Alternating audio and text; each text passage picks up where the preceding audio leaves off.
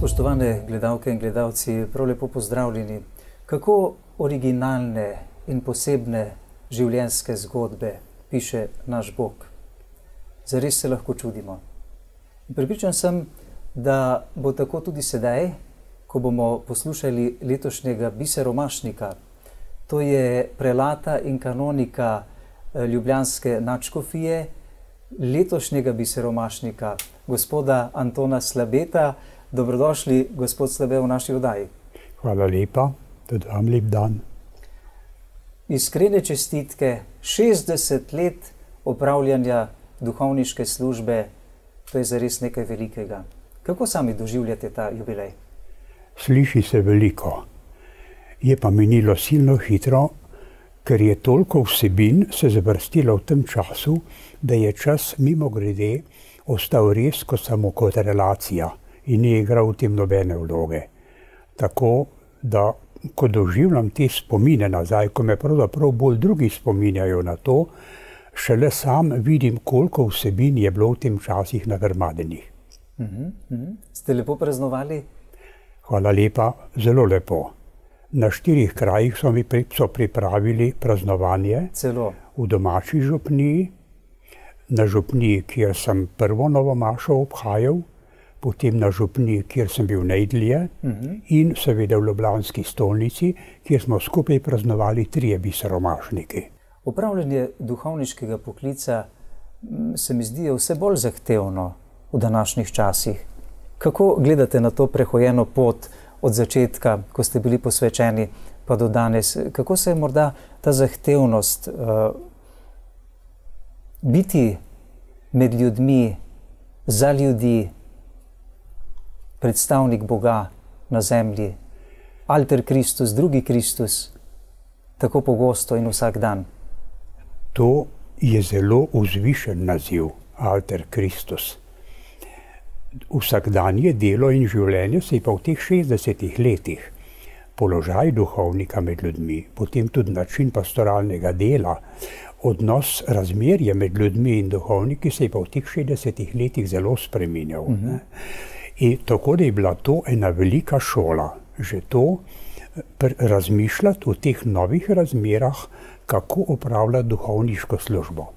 Naša generacija je zrasla v veliki meri iz pokoncilskega razpoloženja. Takrat smo bili navdušeni za ideje, ki jih je odprl koncil, in nas ni mikalo študij. Mikalo nas je pastoralno delo, delo z ljudmi. Zlasti cerkev v sedanjem svetu nam je odprla toliko novih pogledov, tudi odgovornosti in možnosti, nakazala toliko možnosti, da je bilo res priti na župnijo med ljudmi svojevrsten izziv. Teoretično stanje tam, znanje in vedenje tam nima zelo velike teže. Ampak prav preizkušnje je pa dragoceno in nujno potrebno. Medtem ko te vsakdanje izkušnje pa potem učijo človeka, kakšno stališče do raznih problemov, ki se pojavlja, zavzeti do ljudi, ki jih prej nismo poznali. To je na nek način zahtevno, je pa obenem tudi lepo. Ko ima človek rad svoj poklic, na nek način uživa tudi tistih težkih stvarih, ki bi komu, ki bi samo iz dolžnosti opravljal svoj poklic, pomenile veliko breme. Pogosto slišimo, da duhovnik večinoma ni opremljen z nekimi posebnimi darovi, da se mora boriti kot vsak drug človek v življenju, kaj ne, pač po svoji človeški naravi. Pa vendar, kaj je za vsakega duhovnika najbolj pomembno? Dejali ste, da ne pride to teoretično znanje tako zelo upoštev, ko začneš. Kaj je takrat najbolj pomembno, ko prideš v stik z ljudmi, ko si odgovoren za živo občestvo cerkve? Zdaj, ko gledam nazaj, se mi zdi, da 2 stvari sta duhovniku lahko močna opora v njegovem poklicu. Najprej veselje do poklica, brez tega ne gre. ko ima človek veselje do poklica, veliko njih problemov enostavno ne pride v poštev. Druga stvar to je verjetno v vsakem poklicu, ne? Prosim? To je verjetno v vsakem poklicu tako, če z veseljem opravljaš svoje delo, ne? Gotovo. In druga stvar, se mi zdi, velika opora so tudi ljudje, ker ljudje imajo do duhovnika vendarle nekoliko drugačen odnos, ki je nekoliko odmaknen, vendar domač in zaupen do najbolj intimnih stvari, obenem pa je vmes neka pregrada, je posvečenost, ki v ljudeh vzbuja ravno to drugačen odnos do duhovnika. In tudi to je duhovniku neke vrste obramba, če hočete, ali pa varstvo, ne, da vztraja na svoji poti.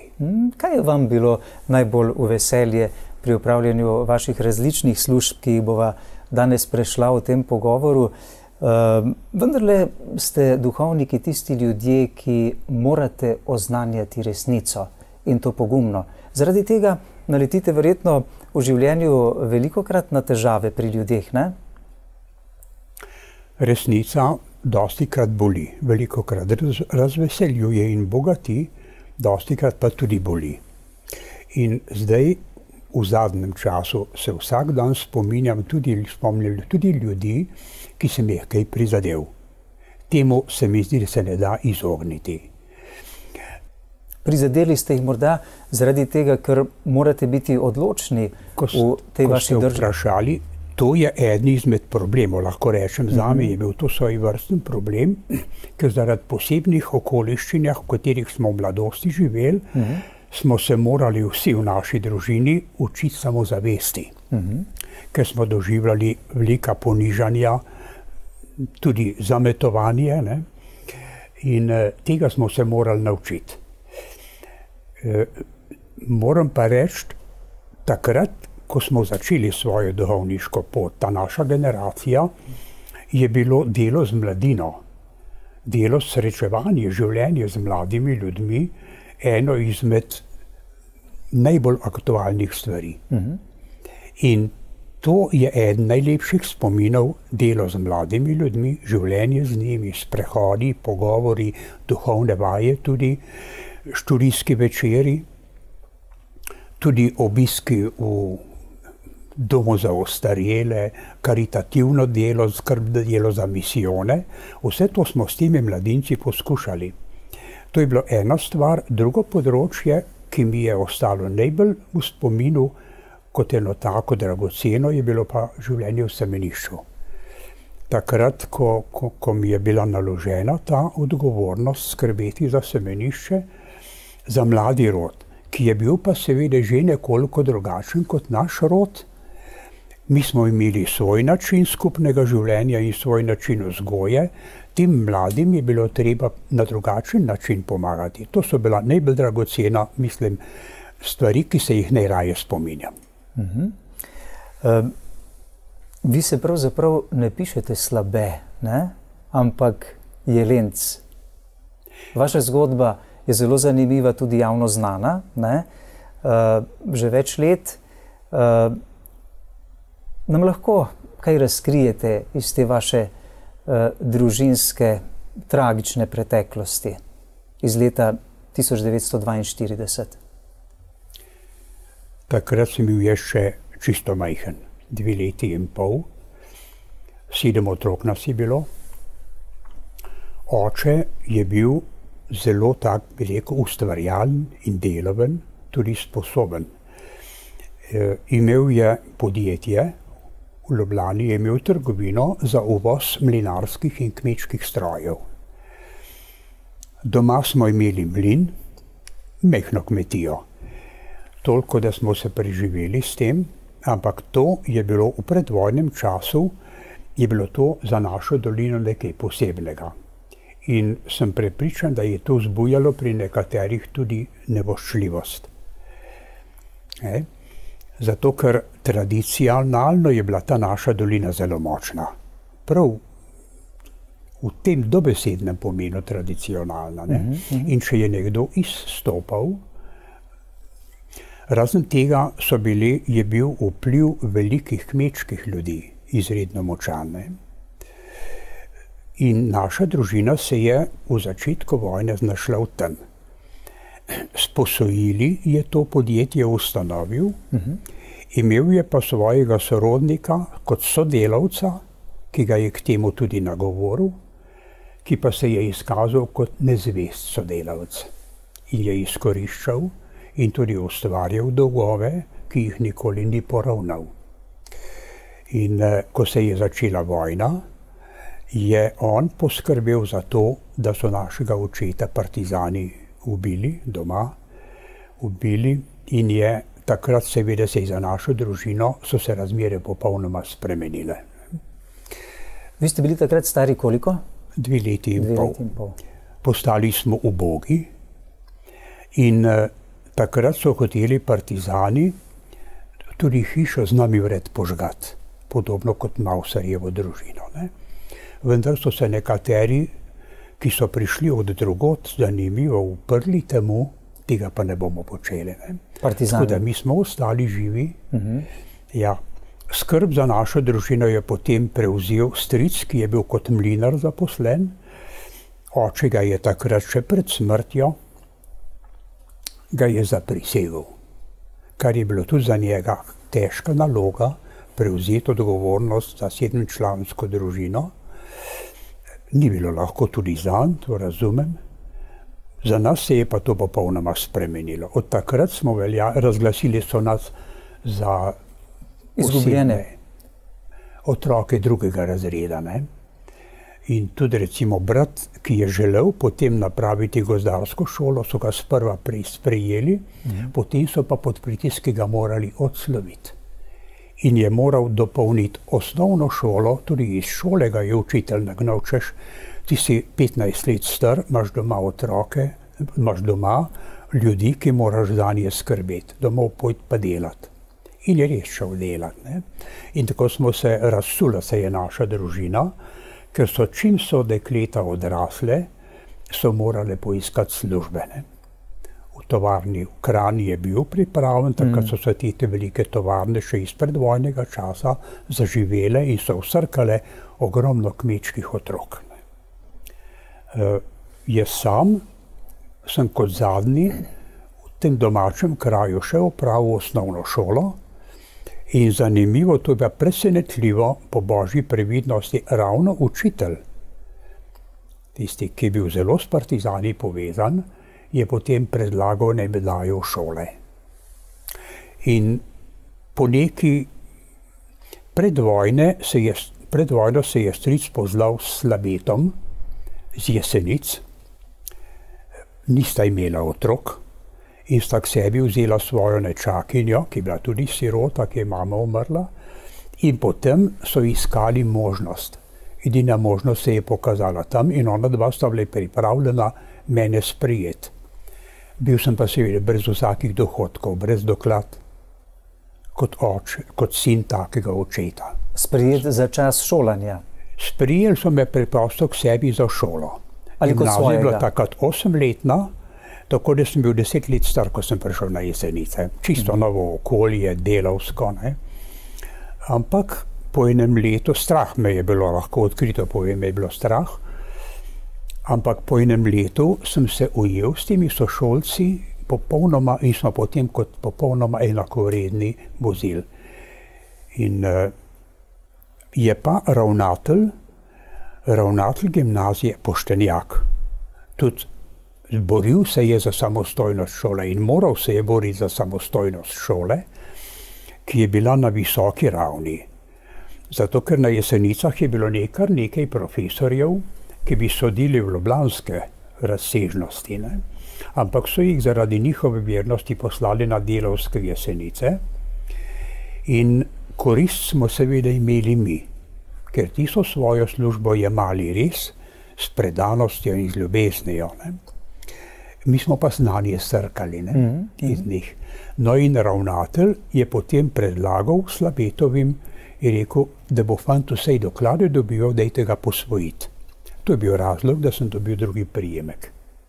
Jaz sem to nekako pri svojih dobrih 10 letih sprejel, tudi kot še zelo nesamostojen, Ampak tudi, če bi bil samostojen, bi najbrž sprejel. Bili so dobri ljudje in sem jim res hvaležen.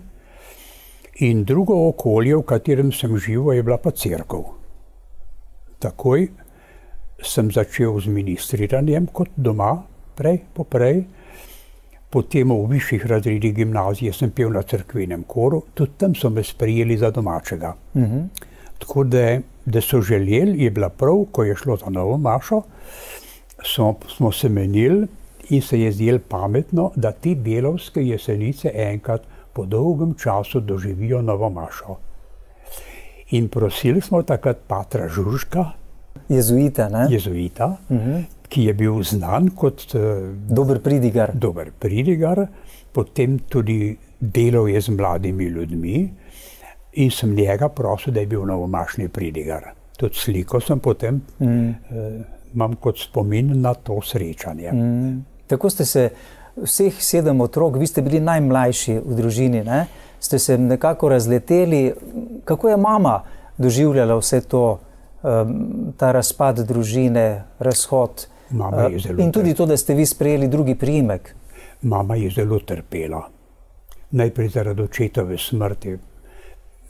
Morda, jaz moram priznati, v starejših letih sem si večkrat poskušal predstavljati te razmere, v katerih se je ona znašla takrat. Ne toliko mi. Nam so veliko pomagali sorodniki. 2, 3 sestre so oni vzeli sebi, vsej ta čas, da so si nekako znašle. Se mi pa zdi škoda, ker sta vsej 2 med njih bili zelo nadarjeni in če bi imeli možnosti, bi se gotovo lahko šolali. Tako so pa vsi ostali kot delavci se borili za svoj, takrat za preživetje, gradili hiše, ustanovili družine. To je bil njihovo glavno poslanstvo v tem obdobju. Kako si naj... Zelo je trpela takrat, še bolj je morda trpela takrat, ko smo otroci morali odhajati od doma.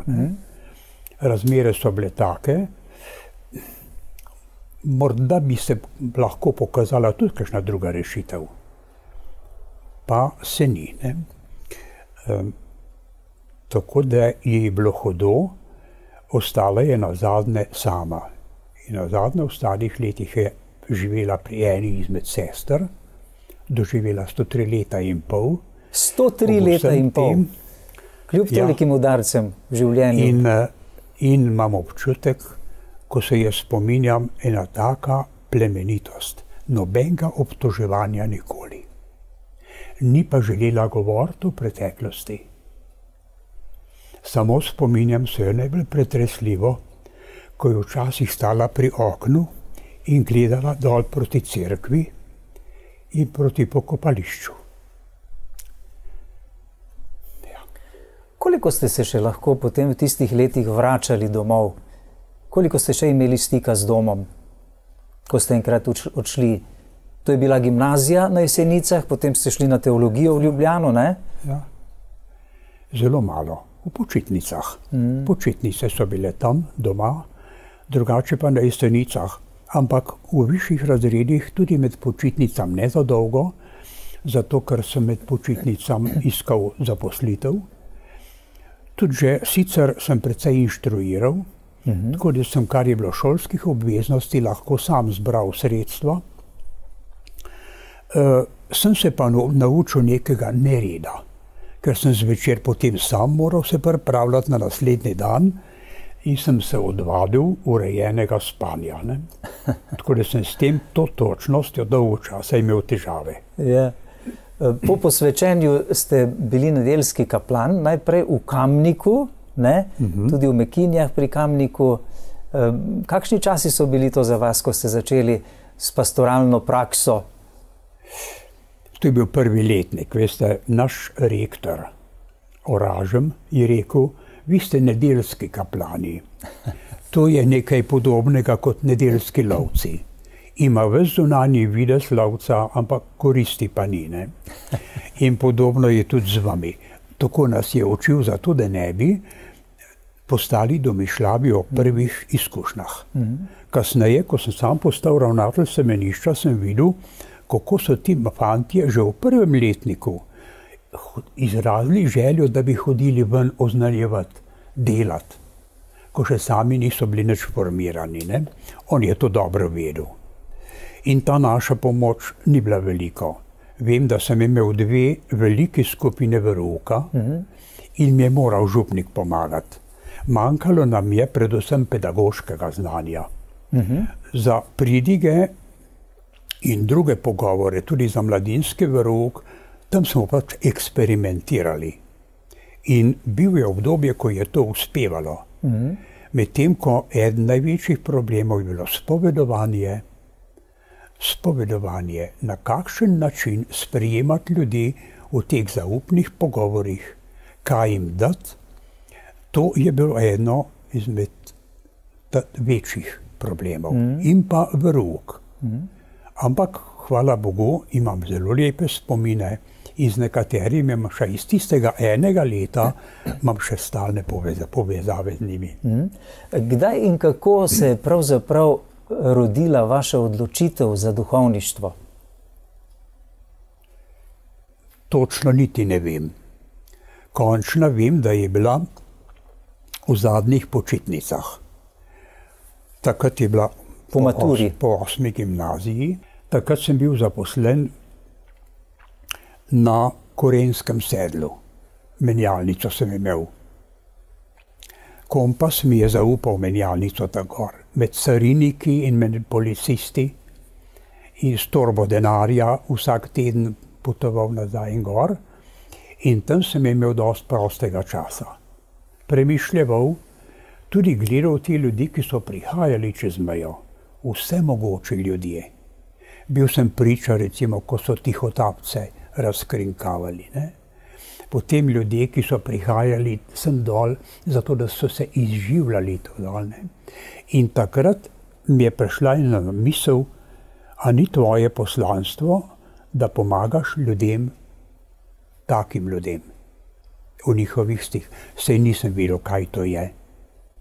Kasneje šele sem sprejel okoliščine, kakršne so bile, ampak poskusil sem pa ravno temu razumeti ljudi v njihovem življenju, pomagati jim, na koliko se pač da pomagati. To je bilo nekje eno tako generalno vodilo za moj poklic.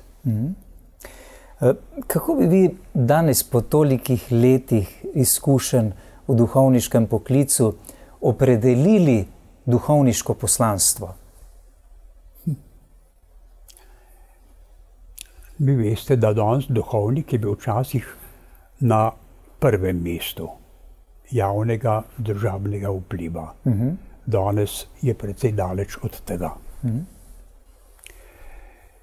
In drugega ni kot tista Pavlova misel zvestoba v opravljanju službe. Ali morda je bolj primerno v opravljanju poslanstva. Sprejemati ljudi, poslušati jih. Zdaj, ko sem star, je moje delo v glavnem omejeno na spovednico, oltar, prižnico, nekaj še drugih stvari zraven. Ampak to so ostale 3 glavne stvari. Spoved, oznanjevanje, evharistija.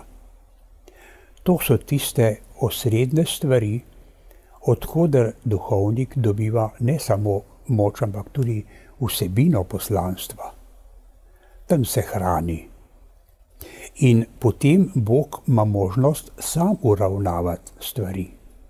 Tudi pripelje ljudi duhovniku ali pa duhovnika k ljudem, ki so potrebni njegove pomoči, ki bi brez nje ne mogli. Najdlje časa ste delovali kot župnik, najprej kaplan, potem pa župnik v Šenčurju pri Kranju, ne? Kakšni so vaši spomini od tam? To je ena tistih župnij, ki so veljali za imenitne župnije. Bilo je močno versko življenje. Že pred vojno je bilo močno in potem po vojni je nekoliko usahnilo, so se razdvojili tako kot povsod, ampak je ostalo tradicionalno. Vendar ne tako trdo tradicionalno, da bi bilo to ovira za vernost. Tudi danes je obisk v cerkvi zelo dober. In bilo je pa to je bila, mislim, da je to največja kmečka župnija v Sloveniji. Takrat, ko sem prišel sem, nekaj časa sem bil celo sam, ima 9 podružnic in na 3 podružnicah je bila nekdaj redna božja služba in so živeli tudi duhovniki, upokojeni duhovniki. Ne? In seveda, na nek način je bila župnija tako razdvojena in je bilo, verouk smo imeli recimo na 4 krajih. Takrat, ko sem bil sam, sem imel 33 ur verouka, osnovnošolskega. Razen tega se je takrat odpirala možnost mladinski verouk, študentski verouk, zakonsko skupina je potem, uvedla se je priprava na krst, priprava na zakon smo tako imeli osebno, tako da je bilo ogromno dela. Ja. Prvo obhajancev je bilo navadno od 100 do 120, v župniji pogrebov okrog 40, tako da je bilo res izčrpavajoče. Ne? Ni bilo možnosti za karkoli drugega. Takrat sem tudi opustil misel na hribe, ko smo jih v gimnazijskih in v študentskih letih smo Julijske Alpe večkrat prehodili. Ne? Takrat se je to nehalo. Kaj pa na Šmarno goro ste se pogosto podali, glede na to, da ste po Šenčurju bili v Pirničah župnik nekaj let, ne? Samo nekajkrat sem bil. Takrat je bila pa za menoj že ena stvar, ki mi je povzročala težave in sem hvaležen docentu na kirurški kliniki, da me je o nogo ohranil. Ja. Hoteli Košak, ki je zelo rad primarij operiral, je rekel, malo bomo rezali. Ne? In to takrat se je seveda moja hribovska karijera zaključila. Hodim, sem zelo hvaležen Bogu za to in temu primariju Müllerju, ampak dolgih pohodov ne zmorem več. Ne zmorete več, ne? Ja. V ljubljanski nadškofiji ste upravljali in jih še pomembne naloge in službe. 2 leti ste bili celo generalni vikar ljubljanske nadškofije, sodnik na cerkvenem sodišču, arhidiakon kar 10 let, potem pa 10 let tudi ravnatelj bogoslovnega semenišča v Ljubljani. Sodelovali ste v postopkih za svetnike, za njihovo beatifikacijo, kanonizacijo, v duhovniškem svetu in zboru svetovalcev, pa kot kanonik v stolnjem kapitlju. Katera od teh služb je bila za vas najbolj izzivalna in zakaj? Največ strahu, potem pa tudi največ pozornosti je bilo seveda ravnateljstvo bogoslovnega semenišča. To velja za eno zahtevnejših služb, ker gre za formacijo duhovnikov. V 6 letih, to smo se z bogoslovci večkrat skoraj prepirali, da bogoslovje ni samo pastoralna in študijska priprava na duhovniški poklic, ampak najprej osebnostna. Oblikovanje osebnosti. Osebnost, zorenje, pa oblikovanje osebnosti za to poklicanost, za to delo. Ne? In takrat me je bilo pošteno strah, ko me je nadškof Rode poklical po 4 letih dela v Pirničah za to službo.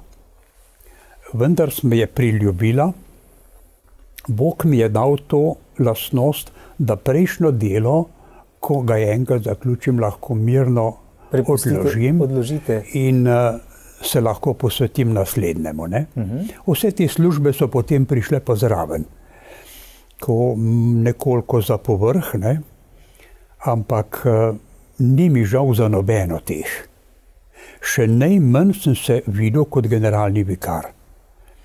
Res pa je tudi oba nadškofa, nadškof Uran najprej, on me je takrat imenoval za toliko časa, dokler se ni nekako v živo razgledal in da bi dobil generalnega vikarja, s katerim bi se tudi osebno nekako po pogledih ujela. Medtem ko nadškof Stres, podobno pa tudi nadškof Stres. Tako da v tej službi nisem bil dolgo. Najbrž so tudi čutili, da pač opravljam po dolžnosti ta poklic. Vodstvene službe mi same po sebi niso ležale. Kot sodelavec sem pa užival.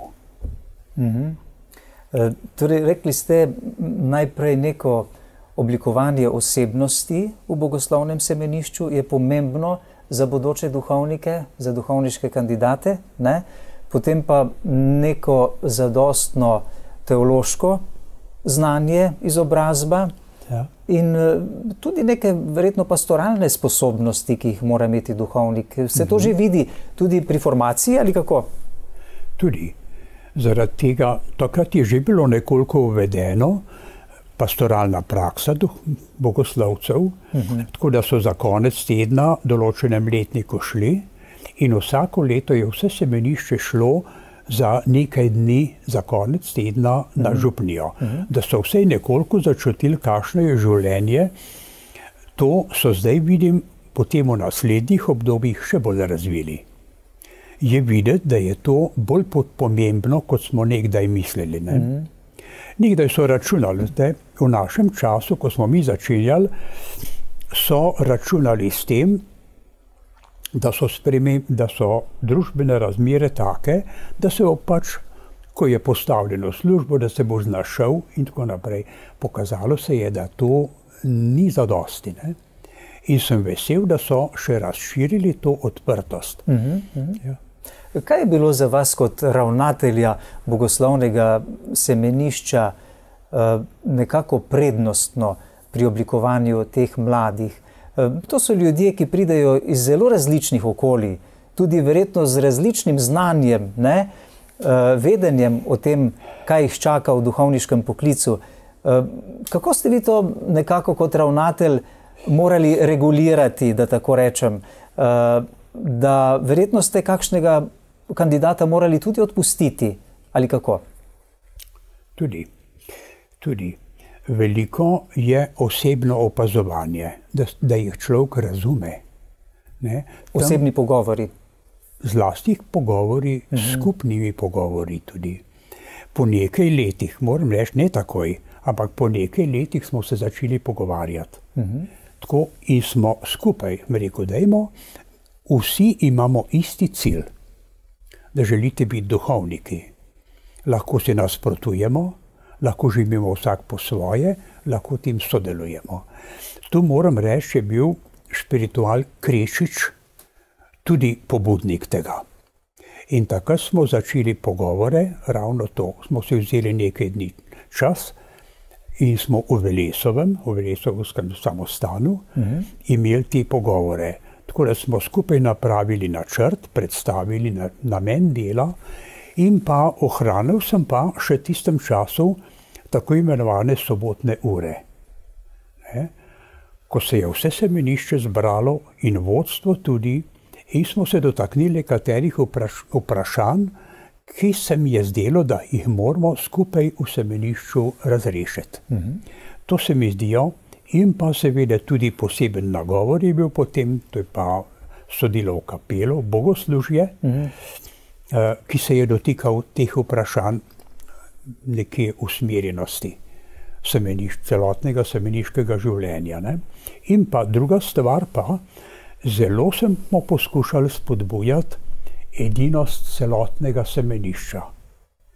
Ne povezovanje po simpatijah ali pa po podobnih mišljenjih, zelo smo jih spodbujal. Vsak duhovnik mora biti tvoj prijatelj. Tudi če nimaš posebnega prijateljstva z njim povezanosti, oba sta duhovnika. Torej tudi medletniki teologije. Ne samo medletniki, ampak tudi kasneje, ko bo na župniji, katerikoli duhovnik ima isto posvečenje. In posvečenje je ena taka globoka, ne samo intelektualna povezanost ali pa službena povezanost, ampak bitna. To je bistvo duhovnika. Tudi bratska v Kristusu. Bratska. To je nova stvar, ne? Nova stvar. In duhovnik je deležen to, kar ste prej omenili, Kristusa, njegovega duha, s posebnim poslanstvom za formacijo, za oblikovanje cerkvenega občestva. Verjetno tudi ni bila kaj manj zahtevna služba za vas, ko ste bili 2 mandata arhidiakon ljubljanske nadškofije. Kaj je to zahtevalo od vas? Obiskovali ste župnije, Imeli ste nadzor nad delom župnije ali kako to izgleda? Ja, Gorenjski arhidiakonat je precej velik, 26 župnij obsega.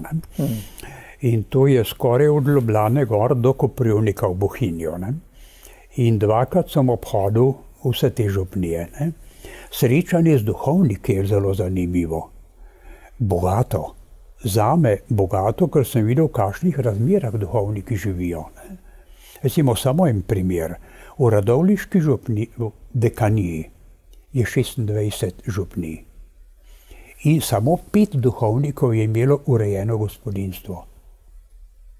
Vsi to je čist nekaj novega bilo. In kako se duhovnik znajde?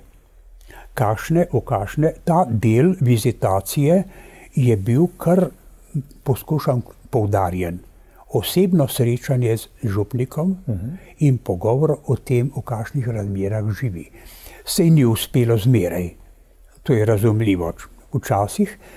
Včasih pa je, hvala Bogu, ni šlo samo za tisto administrativo, sej posredovati razmere na župniji. Tudi to je bilo treba, pastoralno delo, urejenost cerkve in še marsikaj drugega. Včasih tudi vizitacija, kakšna ura verouka zraven, asistenca, tako da sem videl, kako živi, predvsem pa to življenjske razmere. To se mi je zdelo zelo dragoceno pri teh vizitacijah. Kot kanonik ste prejeli pač to imenovanje od takratnega ljubljanskega nadškofa Rodeta, menda, ne? Dobili tudi neka zunanja znamenja te službe, ne? To je stara ustanova, nad 500 let stara ustanova. Takrat, ko je cesar ustanovil ljubljansko nadškofijo in naslednje leto je bila potrjena, je ustanovil tudi 6 kanonikatov. Tudi 6 hiš je bilo zgrajenih na ta račun v Ljubljani, kanoniških hiš, ker je kanoniki so bili takrat neposredni sodelavci in svetovalci škofovi. To je bila prvotna kanonika, zato so imeli tudi nekaj skupnega življenja, skupne molitve, nekaj te redovne ureditve življenja je bilo. Zato se imenujejo kanoniki.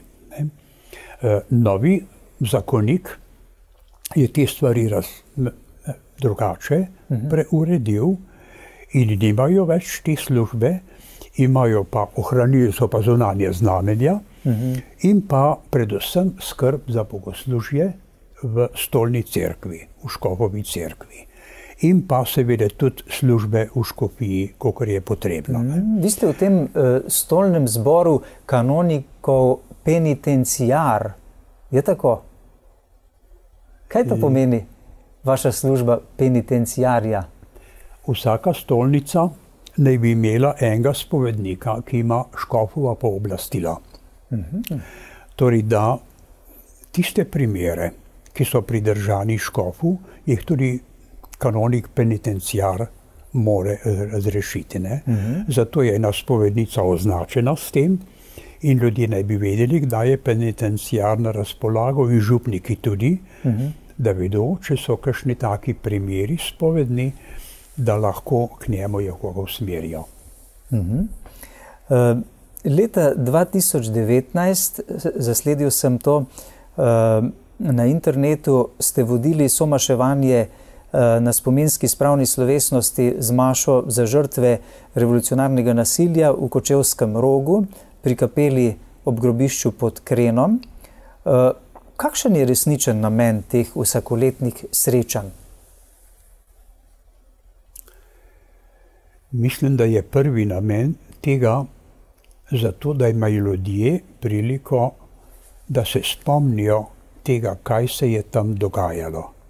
Da se spomnijo teh ljudi, svojih ljudi. Da enkrat po toliko letih, veste, da je bilo to, kako je bilo to zaprto in zavarovano in zastraženo območje, da lahko pridejo na te kraje.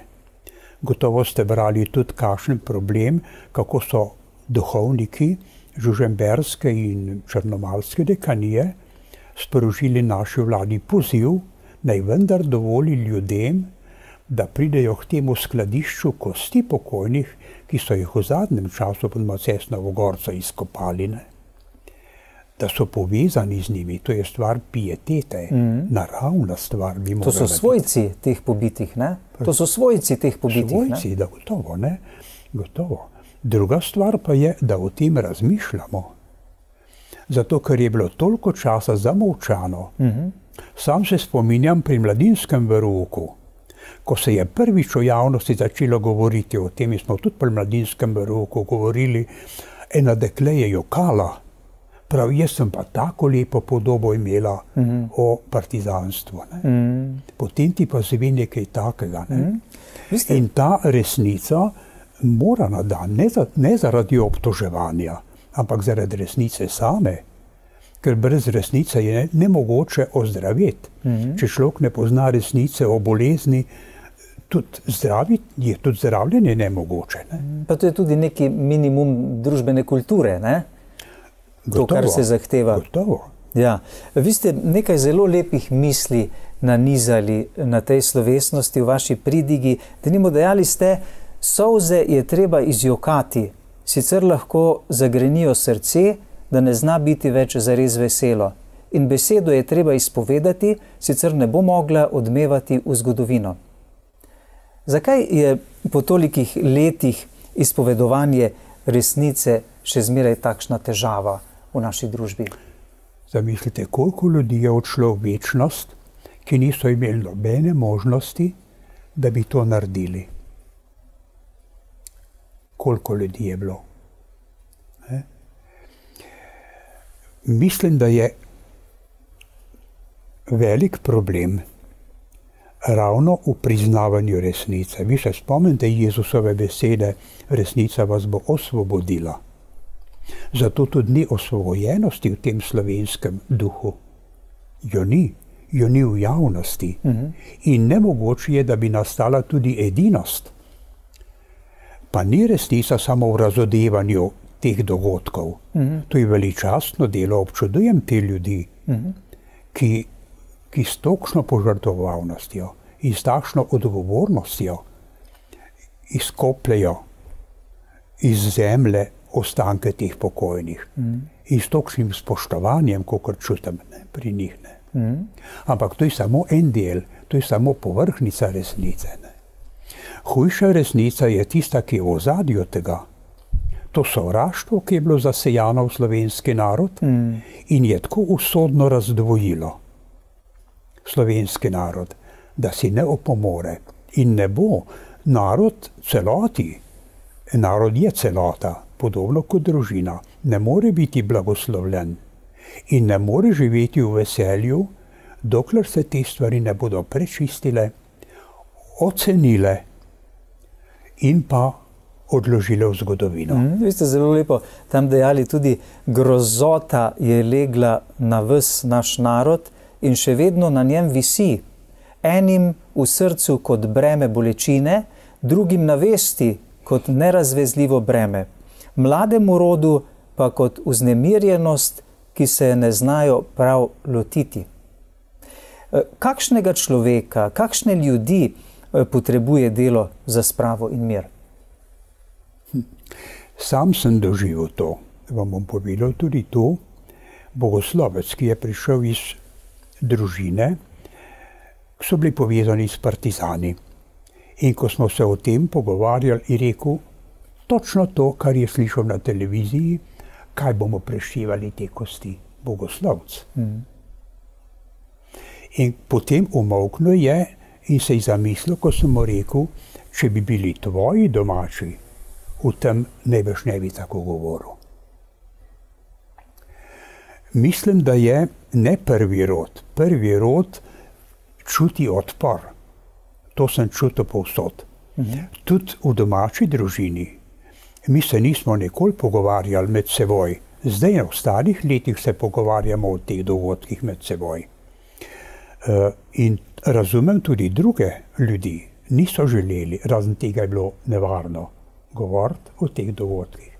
Vidim pa pri vnukih to pridigo, to se pa spominjam, sem začel prav s tem, kar je eden mojih nečakov, ki je brskal po arhivih, kolikor jih je ostalo, in je izbrskal precej podatkov o smrti našega očeta. In govoril je tudi s partizanom, in ta partizan mu je rekel, veš, moraš razumeti, rekel, takrat je bilo res hudo. Je rekel, v zmoti smo bili smo polni sovraštva in počinjali smo stvari, ki jih drugače nikoli ne bi. To je bil drugačen čas, ki ga ne moramo razumeti. In jaz upam, da bojo vnuki z neko neobremenjenostjo in večjo objektivnostjo lahko presojali tisti čas. Že kakšen mesec potem, ko ste maševali v Kočevskem Rogu, pa ste bili tudi na obisku in vodili spravno mašo v Šentjoštu. Tam ste se vprašali, zakaj smo Slovenci tako počasni pri iskanju resnice o dogodkih v preteklosti. Ali ste morda do danes že našli odgovor na to? Ne. Čeprav čutim, da je ta razdvojenost, jaz domnevam, da je nekje od kneza Svetopolka naprej. Nekaj knezov slovanskih je bilo enotnih, on je šel drugačno smer. Domnevam, da se je takrat začela ta razdvojenost, ki se je potem v času protestantizma še nekoliko okrepila, v socialnih vprašanjih še bolj. Ne vem, ne razumem tega. Zakaj smo Slovenci tako počasni? Čutim pa eno lastnost slovensko, da Slovenci vsako stvar, ki se pojavi, zgrabimo. Ne samo primemo, ampak zgrabimo. Naj bo to nove ideje, se mimogrede zasejejo. In te stvari, tudi kot ustvarjalci pravnih osnov nove Jugoslavije, so bili Slovenci. Se pravi, da se zagrizemo v stvari, da jih ne jemljamo površno, ampak tako in se potem tudi težko iz njih izkopljemo. V tem primeru, v drugi svetovni vojni, je bila pa zadaj seveda ta komunistična ideja, ki je res ideologija, ki ima vse značilnosti verstva in prevzame ljudmi in zahteva popolno pokorščino. To je pa ujetost, ki jo je zelo težko. Zato, ker prav ubiti človekovo spremeni način človekovega razmišljanja in vrednotenja. To je tisti psihološki problem. Ne upam si pa kaj več, nisem psiholog, da bi kaj globlje razmišljal o tem. Profesor Stres. Stres se mi pa zdi, da je odlično razmišljal o teh stvarih in teh gibanjih in oblikovanju naše družbe. Čeprav na mnogih drugih področjih pa marsikje nismo tako poglobljeni in koreniti, kot tukaj, ko ste se sedaj omenili. Mislim, denimo na pravno področje, na področje vašega dela na cerkvenem sodišču, tam ste, kot sva že omenila, veliko let opravljali to službo sodnika in se srečevali z raznimi zgodbami, predvsem odločitvi zakoncev. Kaj ste vi spoznali? Kje so glavni vzroki za to, da toliko zakonov razpade? Ne vem, nisem pripravljen na to vprašanje, ampak zdi se mi, da je ena stvar ta slaba priprava. Oziroma nejasno pojmovanje, v čem je bistvo zakonskega življenja. Pred poroko. Pred poroko. Teh se mi zdi, da je bilo zelo veliko. Spominjam se profesorja Trstenjaka, ko smo ga enkrat še na župniji povabili, da je imel predavanje na srečanju mladih o daljni pripravi na zakon in je rekel, vsak poklic se je treba pripraviti, usposabljati, napraviti šole, prav edin za zakon je vsak prepričan, da je sposoben. To je bila ena prvih stvari. Potem druga stvar je bila skoraj redno zanemarjanje duhovnega razvoja, verskega življenja. V vseh teh zakonih verskega življenja so ga zanemarili, ali eden ali pa oba dva. In s tem je umanjka tista duhovna moč, ki človeku pomaga takrat, ko zmanjka človeških moči in ne zmorejo reševati problemov. Tretja stvar se mi pa zdi življenje drug mimo drugega. Ne ustvarjanje edinosti na vseh področjih. Veliko je bilo tudi pomanjkanje samozavesti.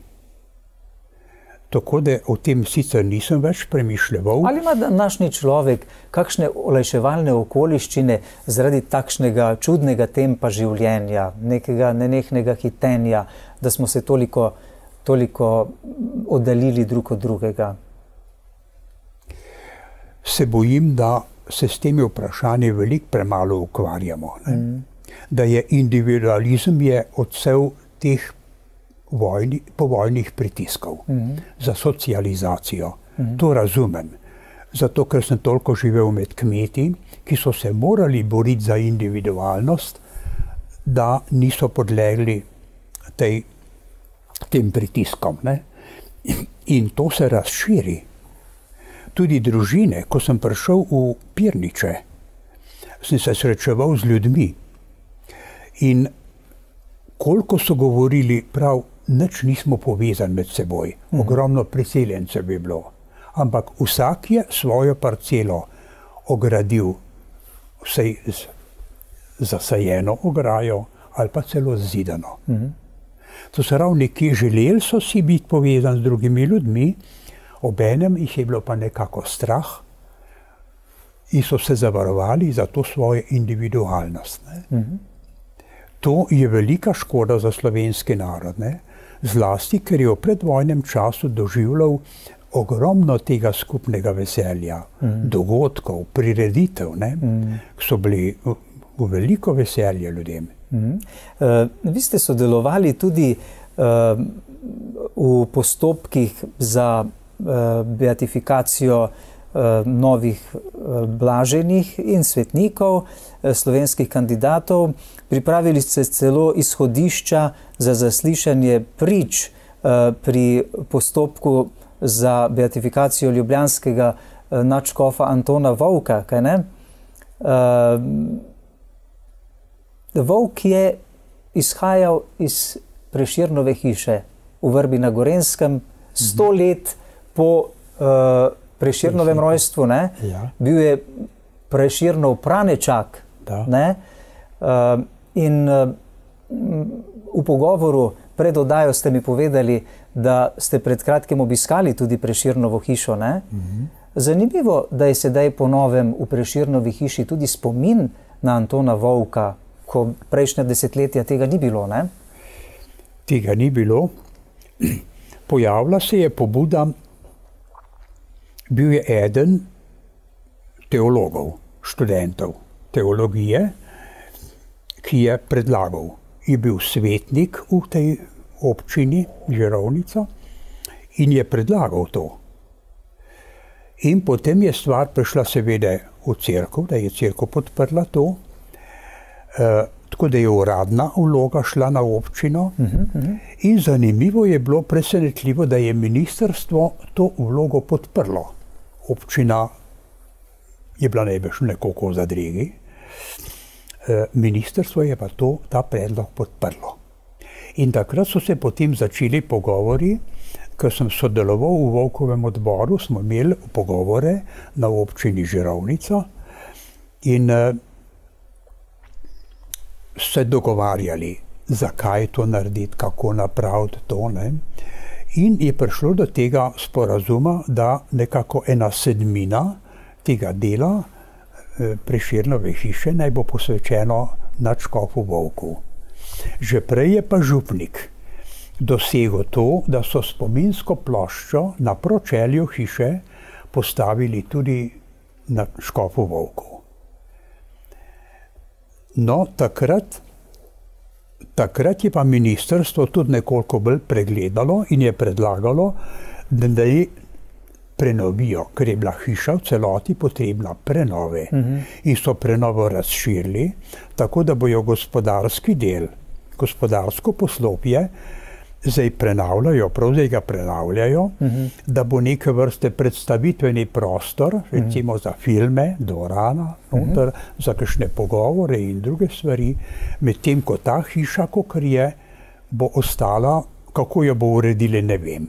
Ampak tudi Nadškof Volk bo zdaj, in mislim, da i to Slovenci vedo, in da se utegne tudi obisk Prešernove hiše s tem nekoliko povečati.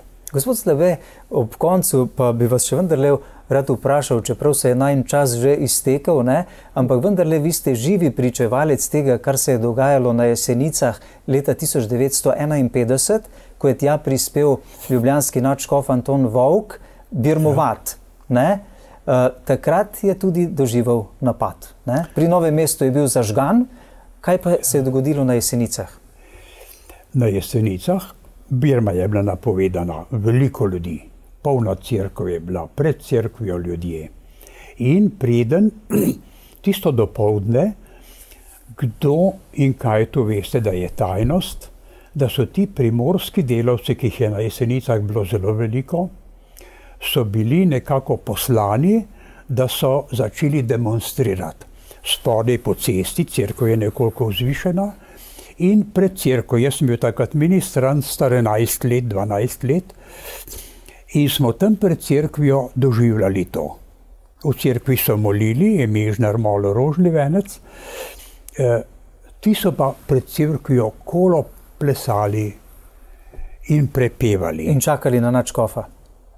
V čakanju nadškofa. Spodaj na cesti je bila pa druga skupina ljudi, ki je škofa pričakala, ko se je pripeljal z avtom, in so začeli tolči po avtu.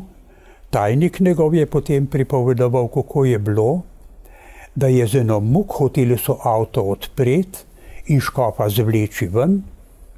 Ne? Ampak mu je nekako uspelo, da je zaprl vrata in je odpeljal. Ne?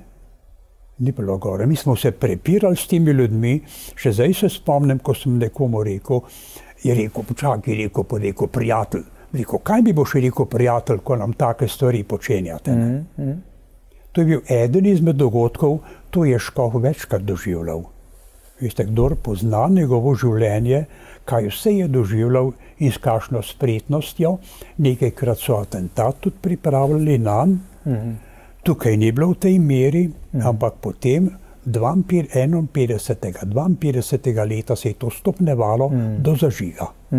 Očitno je pred Bogom naš nadškof Volk zelo velik, namreč očetu Špeliču, vidcu Skureščka, je bil pokazan v videnju, Marija ga je pokazala med videnjem in je dejala dobesedno, škof Volk si je zelo prizadeval, da bi cerkev imela dovolj duhovniških poklicev, zato je danes zanje pri Prošniku nebesih, njemu se priporočajte za nove poklice. Vi ste izdali tudi 9-dnevnico za beatifikacijo božjega služabnika nadškofa Antona Volka. Prva pobuda za njegovo beatifikacijo je prišla prav z Skureščka. Drugi so bili potem duhovniki Radovljiške dekanije. Duhovniški svet je takrat leta 1999 to pobudo sprejel. In potem je v 8 letih je škofijski postopek je bil izpopolnen in prenešen v Rim. No, pred kratkim je pa Volkov odbor izdal to novo 9-dnevnico, mislim, da je vsebinsko bogata, ker obsega premišljevanje in njegove misli. Lepo. Sam sem tudi zbiral nekaj njegovih misli, ki jih je potem Novi svet izdal v knjigi. Mislim, da utegne ta 9-dnevnica tega izrednega človeka. Moža, ki je bil tako zakorenjen v veri, da je res tista njegova pridiga, ko je rekel, stojte, je rekel, čvrsto, kakor hrast. Ne kakor revež ali pa bolnik ali kakor otrok, ampak kakor hrast, stojite čvrsti v svoji veri. Tako je on stal. Prepričan sem, da ste tudi vi do danes tako stali, kajti ostali ste tako čvrsti. Zelo smo vam hvaležni za vse, kar ste dobrega upravili do danes, za našo cerkev, za naše duše, za njihovo večno rešitev, za naš slovenski narod, gospod Anton Slabe. Veliko mi pomeni, to, kar ste izjavili tudi sedaj ob vaši biserni maši, da ste si zmeraj prizadevali, da bi razumeli človeka. Hvala lepa vam za pogovor in tudi za to priliko, da se javnosti pove, kakšno bogatstvo ima pravzaprav cerkev v Sloveniji, prav po teh velikih ljudeh. Najlepša hvala vam za vaš obisk v našem studiu. Hvala pa tudi vam, spoštovane gledalke in gledalci, za vašo pozornost. To je bil torej prelat, kanonik ljubljanske nadškofije, nekdanji generalni vikar nadškofije Ljubljana, gospod Anton Slabe.